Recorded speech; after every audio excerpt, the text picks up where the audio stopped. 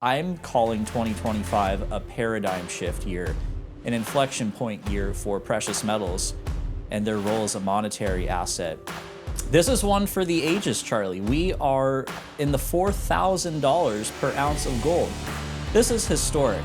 You know, a little bit of pain today, chosen and welcomed, will save that same amount of pain tomorrow, plus the interest that accrues on that pain.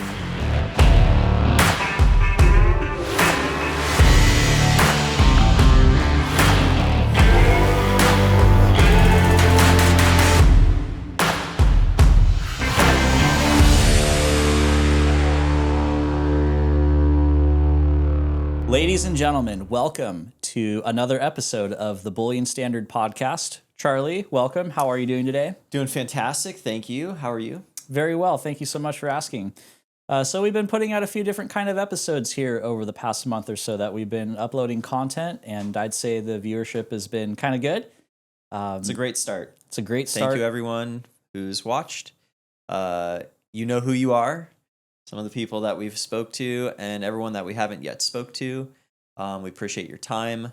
We know that everyone's time is precious, and we're honored that you would take some time to listen to us.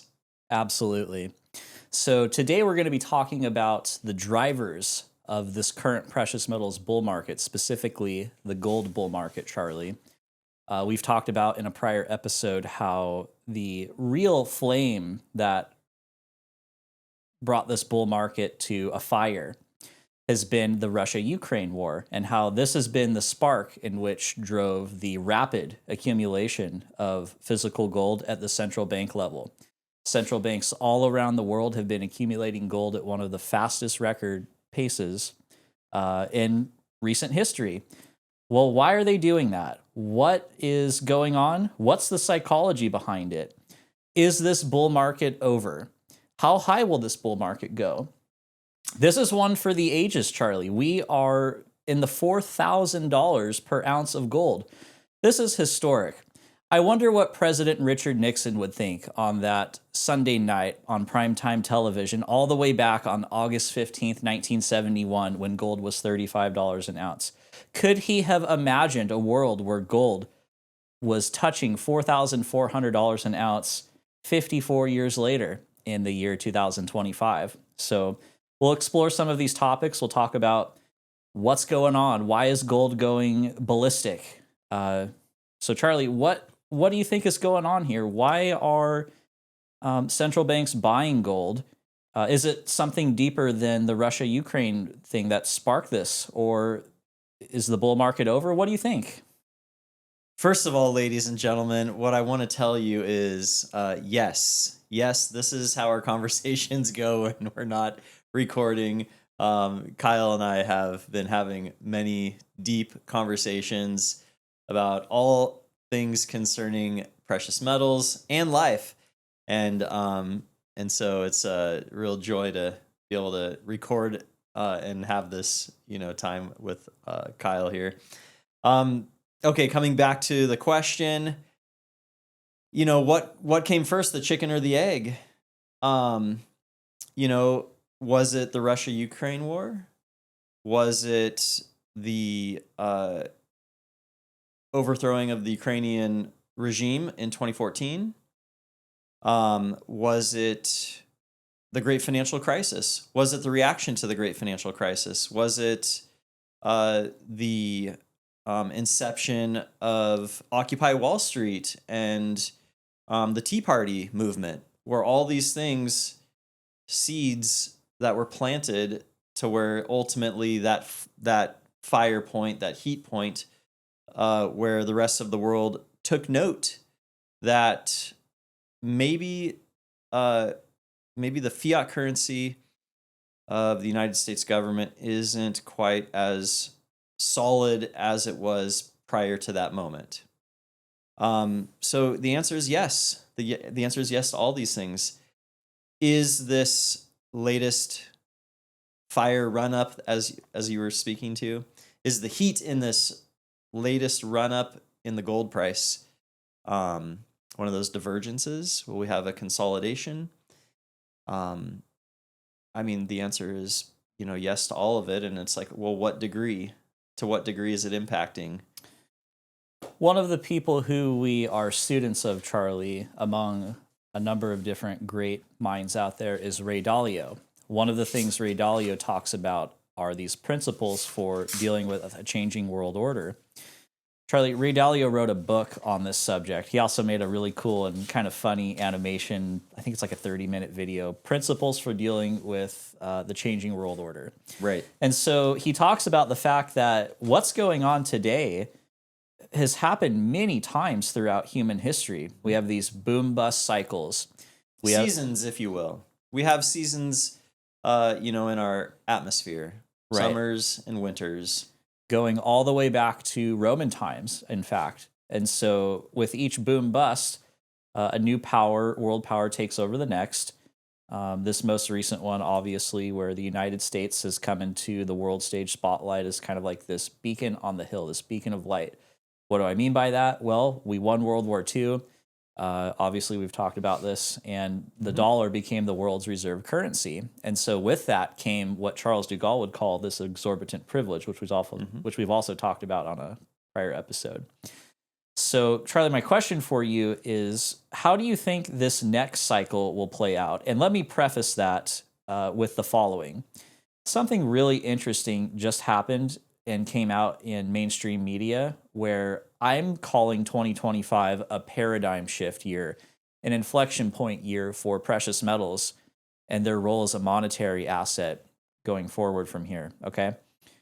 The CIO of Morgan Stanley recently came out and said, well, you guys, this 60-40 portfolio thing is pretty cool and all, and it's been the bread and butter of, how we make up our investments going back many decades now, 40 plus years. This gentleman came out and said, well, we might actually need to rethink the 60-40 portfolio and instead maybe go to a 60-20-20 portfolio. 60% equity or stocks, 20% debt or bonds that pay a coupon, that pay a yield, and 20% alternative assets. That includes gold. One of the things that I like to talk about a lot is the fact that gold is still a very under-owned asset class relative to other instruments out there. So if gold really, truly makes a resurgence, and we're seeing evidence of that in the year 2025, and which is why I say this is a paradigm shift inflection point, where are we going? What could be in store? And specifically, will human psychology kick in and we kind of go back to not like a gold standard, of course, but something kind of similar where gold plays a far greater role? Yeah, so thanks for saying human psychology. Why would we want to understand or have a conversation about or look into human psychology? That's pretty much the one consistent, uniform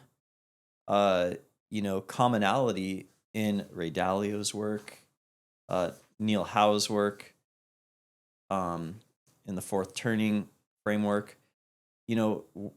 What is the market? The market is human participants. It's people transacting. And what are people? Well, people are a culmination of their biology, their physiology, and their psychology. Way more than that. We'll just trying to keep it simple and from a high level. Yeah. And also say that I'm not an expert. I'm in the process of learning. I'm in the process of growing. Thank you, everyone, for being alongside us for this journey as we become the, next best aware versions of ourselves and what we do. We try to understand, what is driving. Is the FOMO, fear of missing out, driving our decision making? What's our experience while we're inside of the decision-making process? Is FOML, FOML, fear of more loss driving? When we talked previously about hitting the buy or sell button. Or FODO, fear of drastically overpaying. Thank you. I'm going to write that one down. Yeah, that's a good one. Not to be confused with Lord of the Rings, Frodo. This is not Frodo. This is not Frodo. This We'll is come Photo. for the meaning for Frodo on the next podcast. Yeah, so we would want to understand human nature. We would want to understand the psychology of our own actions, our own behaviors, and also the market's actions and behaviors. So, I'm not suggesting that everyone needs to be a psychologist, but I think a basic understanding of the framework of how, you know, our animal spirits, as they're called, will play out over time. And then we can look back and say, what are these cycles of time that happen? What are these seasons of the market that happen? Where does gold's season lie currently? Like today, where are we at in the season of gold? Have we hit a blow off top in the precious metals markets? So yeah, we'll talk a little bit more about that. I think our conclusion thus far is that we are still in the the beginning of the fourth turning, the crisis, if you will, the crisis stage that Neil Howe defines. Yeah, we're going to see higher gold prices. That's the conclusion. We will see higher gold prices. There's no guarantees that the U.S. government isn't going to adopt the policies of austerity and reduce our debts and deficits. And the consequences of that, I don't think any politician currently in any office anywhere is willing to, pull that lever and have all the negative consequences of, reining in the spending. Why would that lever get pulled? The austerity lever. Because that goes against everything it is and means to be a politician. Politicians love power. And to give them a little bit of constraint would mean that we would have to have a little bit of austerity, right, Charlie? Yeah, I mean, we're not political here. We don't want to, advocate for any political point of view at all. We want to be neutral observers. And so, we've got some thoughts about politics and, the neutral observer facts of the matter, as best as we can tell, are, what we're aiming towards. And so, yeah, it seems to me that it's highly likely that, the personality type of people in public office, is not the same personality type of someone who would be a demand for austerity. And furthermore, the opportunity to become an elected official is one that you must get the votes of the people. So from that point of view, who's really responsible for the outcomes we're enjoying or suffering? We could say the people. So where are the people at right now in their vote? Are the people voting for austerity? What would austerity, what would the consequence of austerity be? It would be really hard times. It'd be really tough times. Money Right. would dry up, the spending would dry up, the liquidity would dry up. It would be, potentially it would be a catastrophe. So we have to ask ourselves, are we willing to choose catastrophe? And a little bit of pain today chosen and welcomed will save that same amount of pain tomorrow, plus the interest that accrues on that pain. So, at the end of the day, we have a philosophy of short-term sacrifice, long-term gain. The opposite of that is short-term gain, long-term sacrifice. I think we're playing the short-term gain, long-term sacrifice game with our monetary policies, in our voting habits. My thought is that people's expectation of the future and how they think things will go, not too far ahead, is based on their experience of what happens in the immediate past. So for quite a while now, Charlie, for decades specifically, it's been relatively calm and benign times. So I have a belief that the gold price will continue to go a lot higher for the following reasons. We just had a Fed Chair Powell interest rate reduction. This is very popular in the news.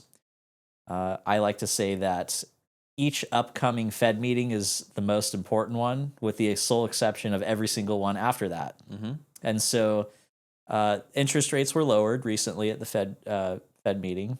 And I have a belief that this decade is shaping up to be very reminiscent of what happened in the 1970s, where we had these waves of inflation. Okay. We had these waves of inflation in the 1970s because the Fed was pulling all kinds of levers behind the scene, raising, lowering, raising, lowering, raising, lowering interest rates. And this happened in most dramatically 1975 when gold ran from $35 to $200. Fed raised interest rates, gold price plummeted to $100 an ounce. Fed lowered interest rates, gold price went from 100 to almost 850 by very early 1980. Why did it do that? Because the Fed was tinkering with interest rates, because there was massive stagflation in that decade. Specifically, what I think is happening right now, while it doesn't repeat specifically, I think that history is rhyming very ironically to what happened in the 1970s. We had this first wave of inflation right after COVID. CPI peaked at, the government's official number at right around I think it was 9.1 or 9.2, Charlie, in June 2022. And then it's come down, okay? Now it's creeping back up again. And where are we at? We are lowering interest rates. Although Fed Chair Powell just said, don't expect another interest rate decrease going forward from right now. Well, ever? I mean, for the next meeting, I think for the is next what he was meeting, talking about. Something could change that very quickly. We could yes. get a jobs report number that doesn't look very favorable. We could get some kind of, the Fed is data dependent, and most importantly, the Fed is not proactive. The Fed is reactive. Thank you. I was just thinking that exact thought. That is something that I've heard a lot of people talk about recently, and the Federal Reserve reactive, structural, data dependent decision making might be the institution that gets transformed through this fourth turning. Maybe the Fed goes from a reactive to a proactive institution. God help us all. Right. And who's to say that, again, like having Federal Reserve, banking system is not as good as it gets. Maybe that's as good as it gets. We're going to give that authority to our policymakers, and we're going to all vote as the population for what changes we make in our monetary system. I don't know. I don't know the right answer to any of this, by the way, and we're merely trying to observe some things and have conversations about them, and we hope that everyone, does the same and learns for themselves, what their belief is about it, and then let us know, because we're also working out our belief system in real time as these, volatile swings happen in all the different aspects of our economy and in the markets. Well, from that point of view, no one can really be an expert on it. All we can do is observe, because it goes back to the story of the Chinese farmer. We will not know what good fortunes or misfortunes will come of whatever happens. Should we tell the story real quick for those who haven't heard the Chinese farmer story? Please go ahead. Kick us off here. Yeah, it's really interesting. Take a minute. So there's a Chinese farmer, and he had some horses, and one day one of the horses ran away, and all the people around the town gathered, and they said, "Oh, isn't this so horrible?" And the Chinese farmer said, "Maybe." And then the next day, the horse came back with 4 wild Mustang horses, and everyone gathered around the Chinese farmer again that night, and they said, "How great! You have more horses?" And he said, "Maybe." And then the next day, the Chinese farmer's son was breaking one of the new horses, and he got bucked off and broke his leg, and all the townspeople came around that evening and said, "Oh, it's so horrible, isn't it?" And the Chinese farmer said, maybe. And the next day, the conscriptionists for the Chinese army came around and took all the young men except for the Chinese farmer's son who had a broken leg. And all the townspeople came around and said, isn't this so great? And again, the Chinese farmer, you know what he said? He said, maybe. And so, the nature of life and markets is so complex that there's no way to distinguish, whether consequences are good or bad in the final conclusion until you mark that point in time where you're going to take the final conclusion. So yeah, it's just a really neat way of looking at things. It doesn't mean be nihilistic and nothing matters. What it means is, hey, we're in cycles. These things cycle. The nature of our animal spirits cause, FOMO, and photo. And, we make choices and we choose to, take action and not take action. Thank you, Charlie, for telling us. That was a beautiful presentation, of course, by the great Alan Watson. Alan Watts. Oh, Alan Watts. I'm sorry. If you're interested, you could Google Chinese farmer and Alan Watts does a rendition. It's really great. I thought his name was Watson. That's crazy. No, okay. no. Well, anyway, so yeah, we've talked about a lot of stuff so far. I just want to kind of finish up with my thoughts about where the gold price could be going. Of course, I don't have a crystal ball, Charlie. All I can do and all we can do, all anybody can do is say, hey, what happened in the past? How is it shaping up to how things are going today? Are there any patterns here? Does this thing rhyme a little bit with what's happened in the past? Mm-hmm. And so from my point of view, I have a very strong conviction that we are in something right now that is a little bit reminiscent of what was going on in the 1970s. And so that's kind of what I think is going on. I think gold prices are going to go a lot higher. We could do a whole episode and bring out the charts and really go deep. Obviously, that's not the point of this. Can we do that? Can we just get a nice screen back here and we could do that. All the charts? Yeah, I would love that, actually. Yeah. I would love that. We haven't really presented any data. I have a ton of data that I would like to get on and start talking about, actually. We're new at this, folks. We're learning as we go. Yeah. We're modifying and improving as we go. Right. So, but I have a belief that we're in something reminiscent of the 1970s. What does that mean? It means that we're probably in something that is some kind of second wave of inflation. I think that will be talked about a lot more going forward over the next 6 to 12 months.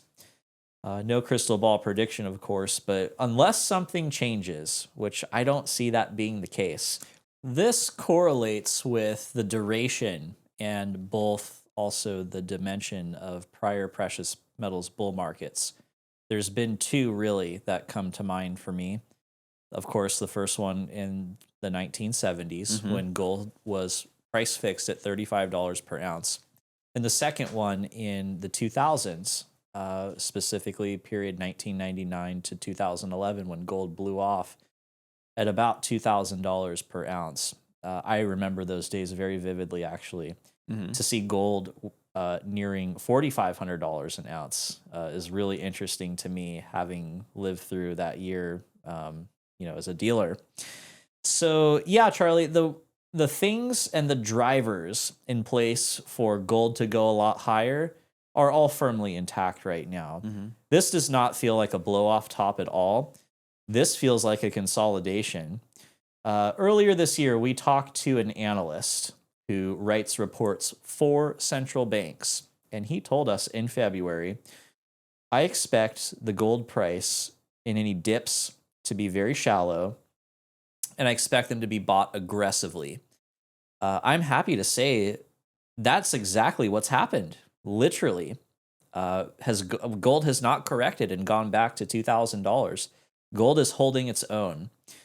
And with more news flow coming out, with more favor returning to the precious metals market, I think that will continue to buoy the price of gold unless something changes. And unfortunately, Charlie, we talk about gold being this form of home insurance. You don't want your house to burn down. Unfortunately, I think there's a little bit of smoke in the kitchen right now, and the sprinklers and the fire department are not coming to put this thing out. So, Well, the seasons of humanity would agree with you. right. So I just want to wrap up there and say, we have a belief at Bullion Standard that the gold price is not done with its run. In fact, we anticipate it to go a lot higher. This is not personal investment advice. We have no crystal ball. But just given what we observe out there, absent anything else happening, we expect it to go probably. I think it will do some very interesting things that will really shock people because I talk about this thing. It's death by inflation or death by deflation. Nobody wants to take the death by deflation, this bad tasting medicine. People It want hits much harder than the slow boiling of the frog of inflation. correct. So, Charlie, I want to wrap up by asking you one final departing thought here. How does this tie into Neil Howe's fourth turning? Obviously, we have this thing where we say strong men create good times create weak men create bad times create strong men. Where are we at in retrospect to what I just said? And could that be on the horizon within the next 5 to 10 to 15 years? What do you think? Yeah, I mean, it lines up perfectly with the four seasons, the four turnings, this whole narrative around, good, good times and bad times. It's, from a very high level, you could even map it into the cycles of war and peace. It's really fascinating. I don't have it all spelled out in a simple way, so I can't really answer the question right now. But it does seem like, the leading up to the fourth turning and getting through the fourth turning framework. The other side of that is like the first turning. It's like the rebirth, the regreening of the land. We might also talk about the hero's journey, and you could correlate the hero's journey, the different archetypes in the hero's journey, and the cycle of being and becoming, and the cycles of transformation, and it's all rooted in our human experience, which is so complex and different between individuals, and yet so common, between all of us. My hope for everyone is to gain as much insight and understanding about yourself and others and find that commonality. We're very grateful for everyone that has taken their time to listen to us.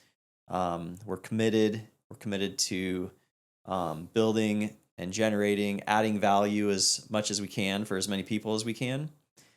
And hopefully some of our conversation was insightful, and we're going to continue to clarify it and get more clear on, how these cycles play out, keep our eyes peeled for indicators.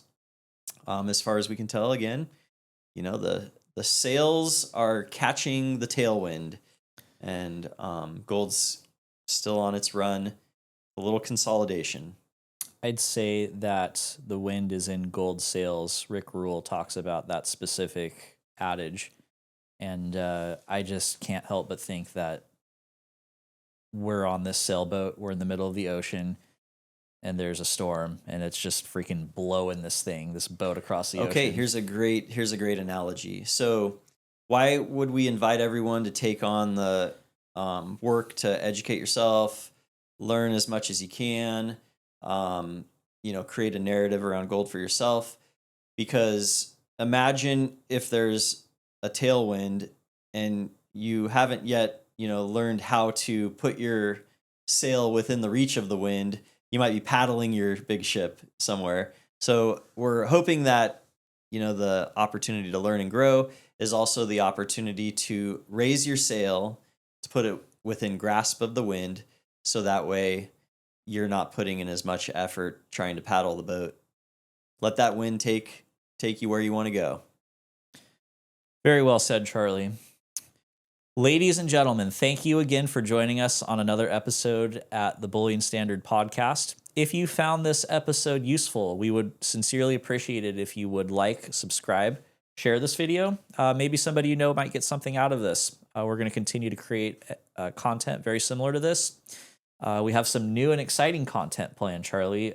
Specifically, we are going to start having on-guest interviews outside of the Bullion Standard Podcast here in the studio. We've been talking about it. We're excited. We can't wait to bring different perspectives and bring a little more value for people. So yeah, before we sign out, go to Bullion Standard Pro, check out the offering there, pay a small fee, get bullion at, market prices, wholesale market prices, no markups. It's not for everyone, but it could be for you, and it could save you a lot of money. Again, thank you, everyone. We honor your time. Thank you for sharing your time with us. And every ounce matters, and so does every insight. So until next time, stay informed, stay committed to growth, and hold your Bullion standard high.